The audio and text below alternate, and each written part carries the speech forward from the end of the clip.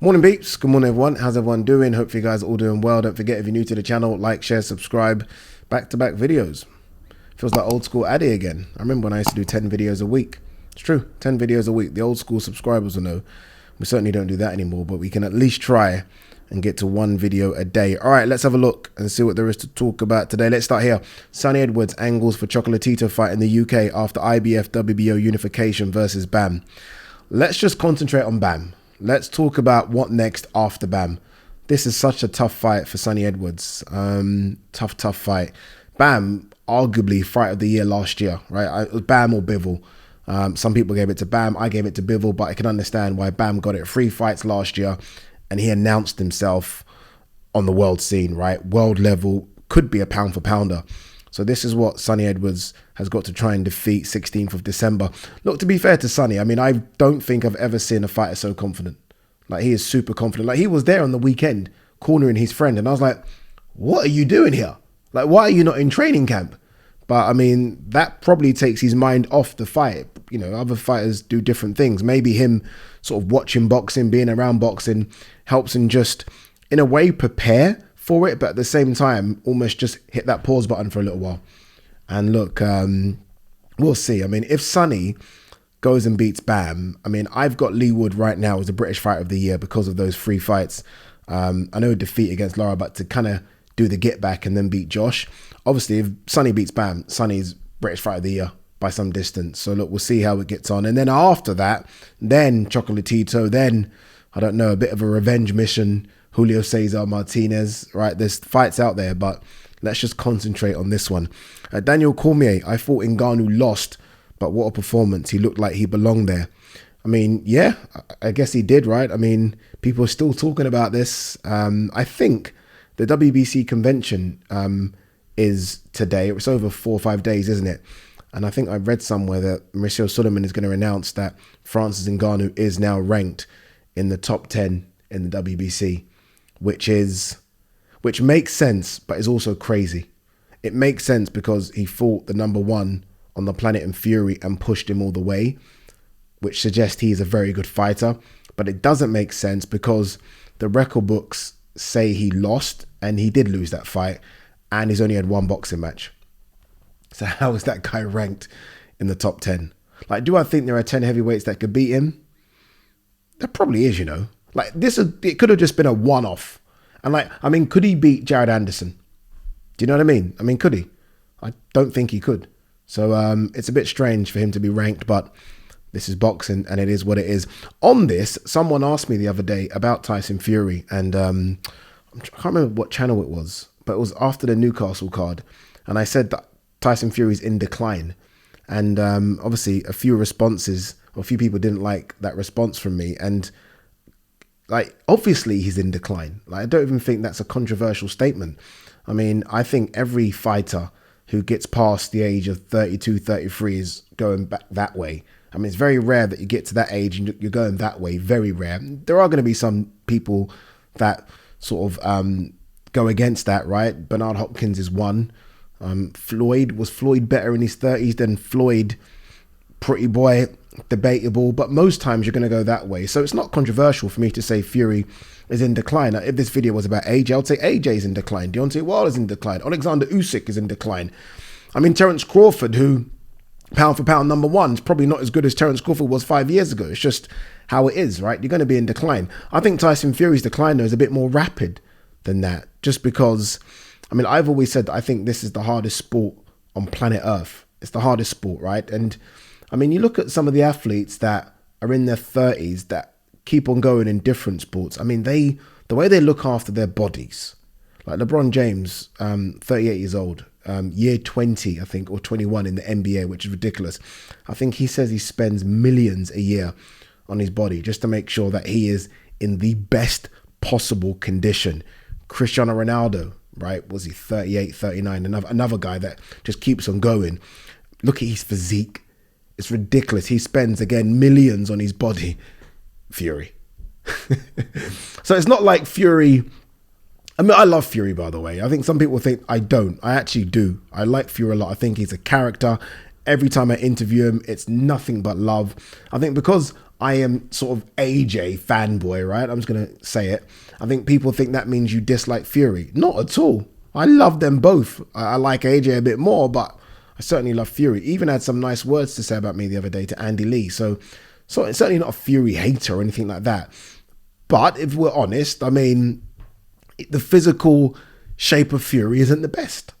And I mean, you don't have to be a strength and conditioning expert to know that if Fury stayed in shape and looked after himself in between fight camps, there'd be a bit more longevity.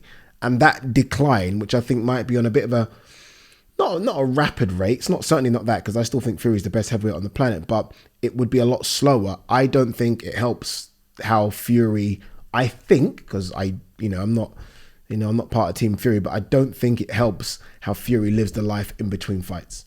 And the only reason I say that without knowing how Fury lives the life is I'm just going on the eye test.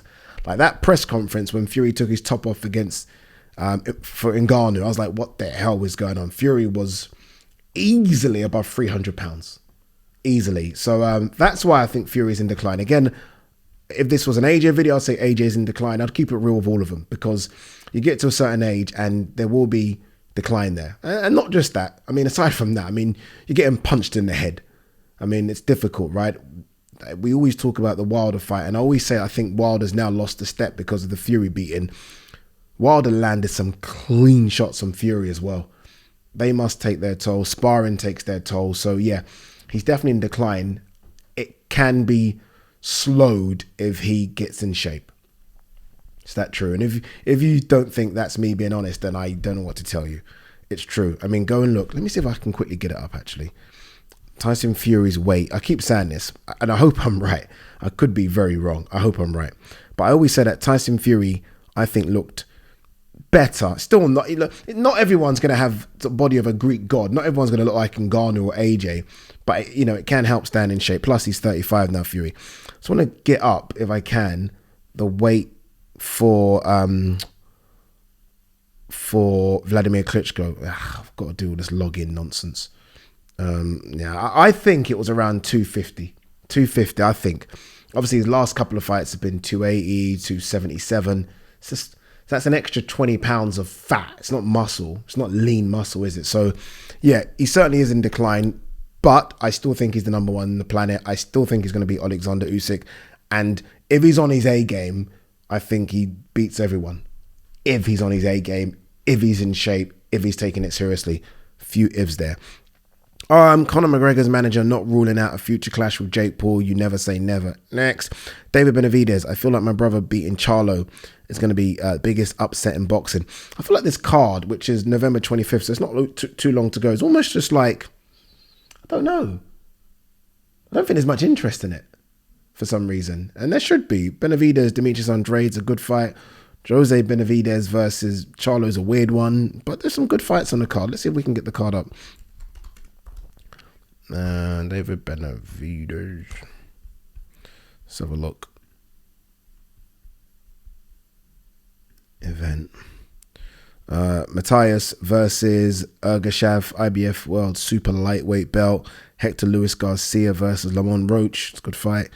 Jamal Charlo versus Jose Benavidez Jr. David Benavidez versus Demetrius Andrade. It's not the worst, is it?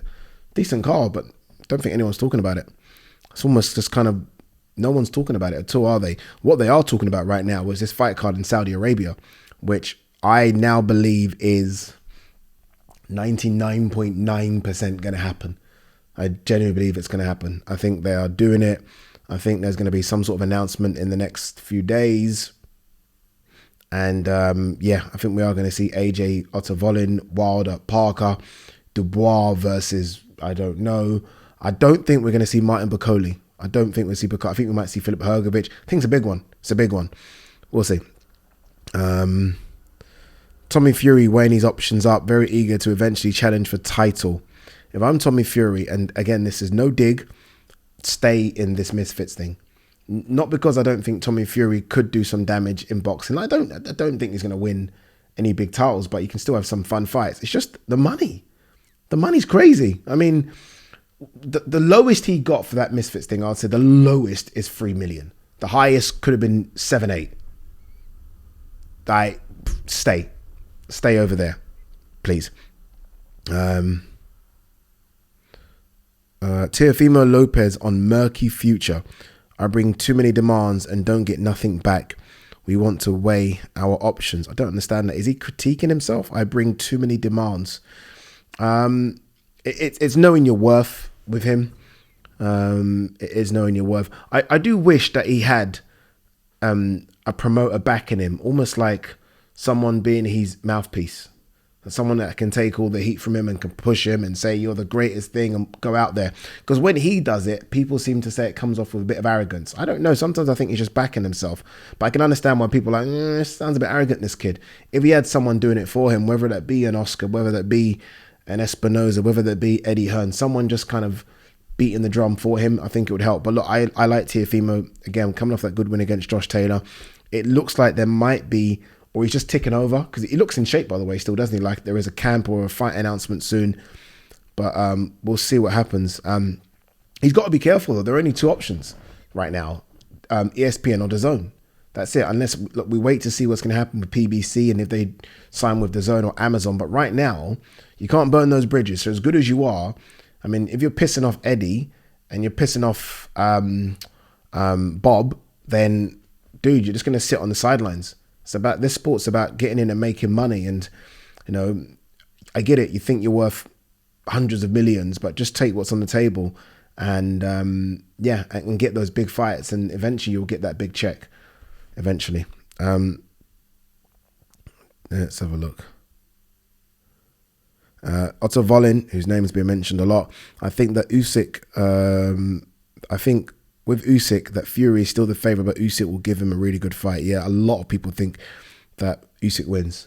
A lot of people, obviously coming off the back of what happened. But I give Usyk a very, very, very good. Like, that fight is 55-45 for me, Fury. That's how close it is. I think Usyk's a problem. A big problem. But again, don't judge both of them off their recent fights. Don't judge Usyk off the Dubois low blow controversy, and don't judge Fury after getting knocked down against Ngannou. When they're against each other, they know it's the best versus the best, and I think they're both going to step up their game, as I am going to step up my game and do more videos. All right, peace and love.